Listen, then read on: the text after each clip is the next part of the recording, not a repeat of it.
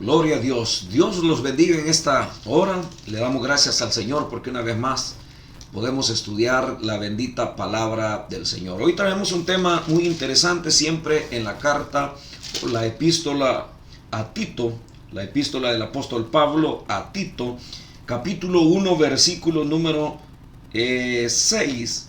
Y vamos a leer la parte final que dice, y tenga hijos creyentes que no estén acusados de disolución ni rebeldía. Lo repito, que tenga hijos creyentes que no estén acusados de disolución ni rebeldía. Vamos a orar al Señor para que Él nos bendiga en una manera muy especial. Oremos. Padre, te damos gracias por tu gran amor y misericordia.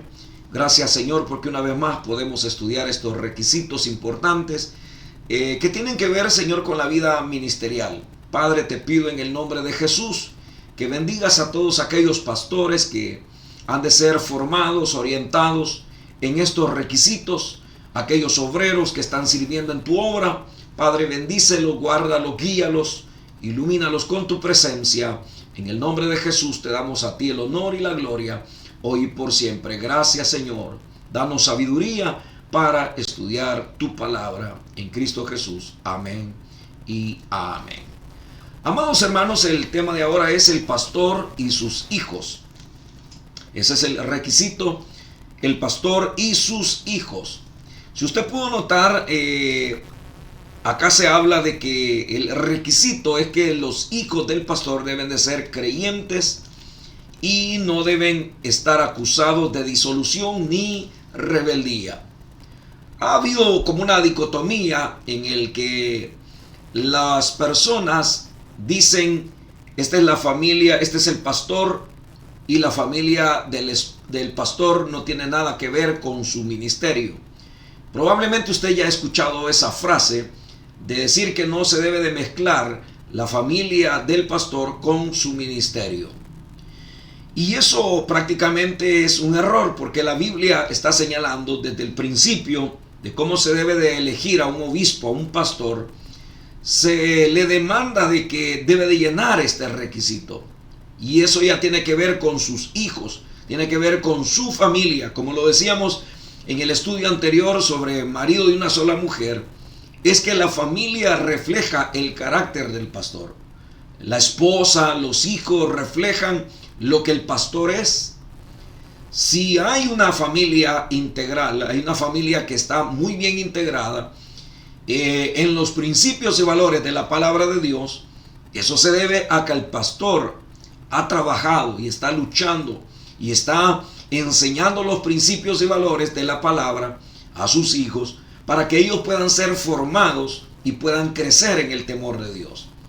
¿Cuánto daño se le ha hecho a la obra del Señor el hecho de que han habido pastores que han sido muy buenos ministros, enseñadores de la palabra, pero sus hijos dejan mucho que desear, tienen mal testimonio, hacen lo que les da la gana, y entonces eso empaña, eso daña la obra del Señor?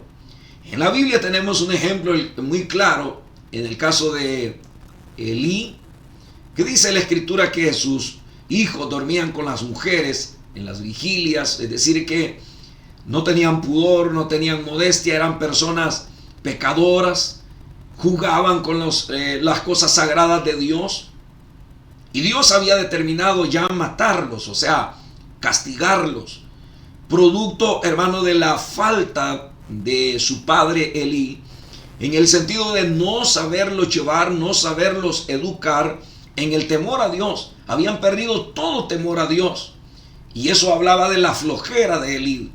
Cuando nosotros vemos ministros que ellos son grandes predicadores y prácticamente sus hijos no respetan a Dios, no respetan las cosas de Dios, eso dice mucho del ministro, dice mucho del pastor.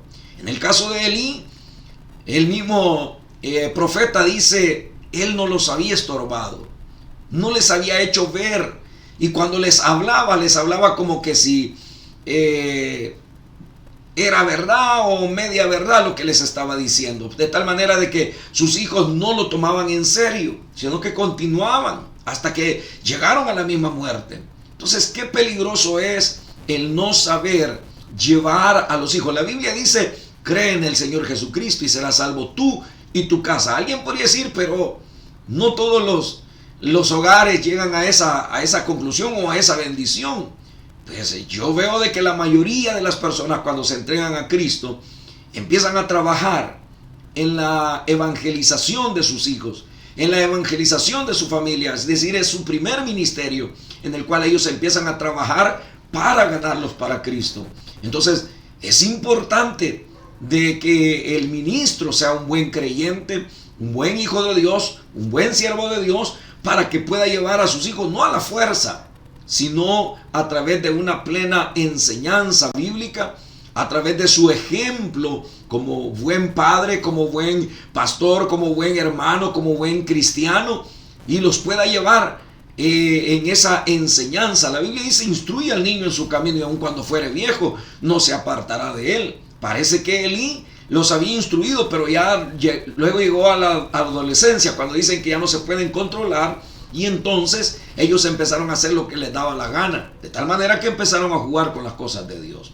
Entonces, qué importante es, Dios tuvo que matarlos, porque el pecado es muerte, siempre va a producir muerte en los hijos. En el caso de Job es igual. De Job la Biblia dice era un hombre perfecto, era un hombre temeroso de Dios, pero los hijos cuando mueren están prácticamente en una vida de borrachera, están embriagándose y ahí mueren. En el caso de Samuel, cuando él dice la Biblia no dejó caer ninguna palabra de Dios a la tierra, pero cuando él va a querer instruir o colocar a sus hijos en el ministerio, el pueblo no los quiere. Algo tuvo que haber pasado, y es precisamente ese descuido de no llevar a los hijos a que crean en el Señor, a que le entreguen su vida al Señor. Eso es el primer paso. El segundo es que no estén acusados de disolución ni rebeldía.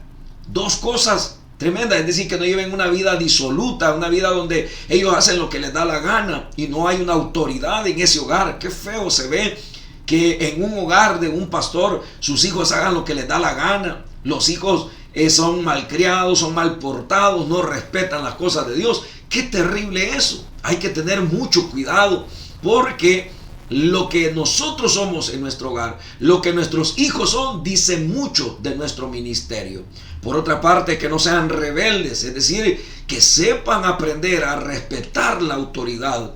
¿Cuántos padres, cuántas madres tienen ese problema de que dejan que la rebeldía de sus hijos, lo primero que le compran a sus hijos es un celular? Y yo no estoy en contra de que se le pueda comprar, pero debe de haber una edad madura donde ellos sean responsables y le den buen uso a ese aparato. Estamos viendo cómo las generaciones se están perdiendo a través de tanta información, y aquellas personas, imagínense qué tremendo que aquellas personas que las mismas generaciones de este tiempo los admiran, los veneran, como en el caso de Messi, que sus hijos no les ha comprado ni un celular. Es decir, porque él no quiere que se contaminen, no quiere que tengan mala información que les va a estropear sus pensamientos, sus proyectos. Es decir, es un padre que tiene proyectos con sus hijos, son padres que tienen proyectos con sus hijos. ¿Cuánto más nosotros que somos ministros del Evangelio no vamos a enseñar buenas cosas a los hijos? ¿Cómo no vamos a cuidar que sean creyentes, que no estén acusados de disolución, que no sean disolutos y que no sean rebeldes? Que amen a Dios, que respeten a Dios, que respeten las cosas de Dios para que les vaya bien en la vida. Entonces es importante, no se puede divorciar este requisito. Deben de ser hijos creyentes que no estén acusados de disolución y que no sean personas rebeldes. La Biblia así lo demanda, y lo demanda de los ministros del Evangelio. Porque ¿cómo vamos a ir a querer arreglarle la vida al hijo de un miembro, de un hermano, de una hermana en la iglesia, y lo primero que le va a decir, pero sus hijos usted los tiene alcahueteados y todos son rebeldes, le gritan, no le hacen caso, no le obedecen, hacen con usted lo que les da la gana? Entonces, ¿cómo nosotros vamos a educar? ¿Cómo vamos a enseñar ese principio y ese valor de respeto, de obediencia hacia los padres, si no hay una verdadera enseñanza?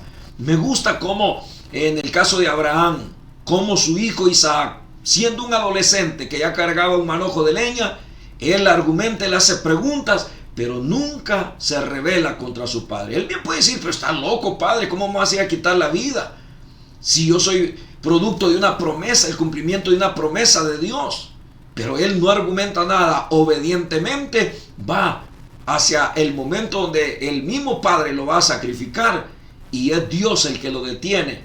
Quien no recibe sacrificios humanos, quien lo detiene para que no haga un sacrificio humano con su hijo. Entonces es importante la obediencia que él tenía, la sujeción que él tenía. Eso tuvo que haberse forjado desde su niñez, desde su infancia, para que ahora que era un adolescente podía obedecer y podían así cumplir el buen propósito de Dios. Que Dios nos ayude a los ministros para tener una familia, hijos creyentes, que tengamos hijos obedientes, hijos sujetos a la autoridad, que si usted le dice a las 8 de la noche te quiero aquí en la casa, temprano tienes que estar acá, tienes que hacer esto, tus tareas, tienes que hacer esto, y ellos obedientemente lo hacen, no por temor a un castigo físico, sino por un temor a Dios reverente y por un respeto que tengan hacia nosotros como autoridad delegada de parte de Dios. Oremos al Señor. Padre, te doy gracias y te pido, Señor, en una manera especial por los hijos, por la familia de cada pastor. Padre, glorifica tu nombre, haz una obra maravillosa, haz una obra gloriosa en cada hogar.